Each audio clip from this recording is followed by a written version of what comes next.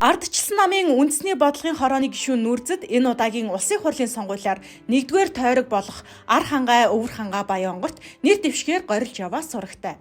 Ардчилсан намдаа залуу үеийн төлөөлөл Монголын ардчилсан холбоондоо бол туршлагатай улс төрчийн нэг гэгддэг түүнийг ухаан орсон цагаасаа шахуу Монголын ардчилсан холбоо ардчилсан намын амьдралыг анхан шатнаас нь эхлүүлж өнөөдрийн зэрэгт хүрсэн Женкогийн хүн хэмээн улс төрийн орчныхон тодтогдог.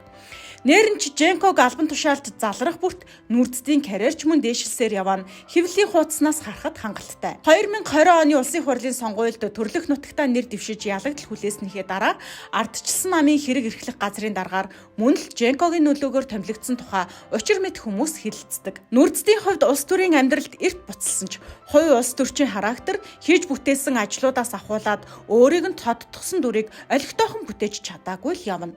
Нам доторх ах нарынхаа тэрэлцээний дунд нэг талыг барьсан үг дунд болдог ажлаас өөр түүнд улс төрд болоод ардчлалд оруулсан хүнд харагдах дорвтой гавьяач алга, гайч алга. Уг нь нас залуу байгаад улс төрийн холын бодол тээж яваа хүн сүрх хүчний байр сууриас ард түмний амьдрал дундуур туучиж дуу хоолой нь болж явбал зүгээрсэндээ.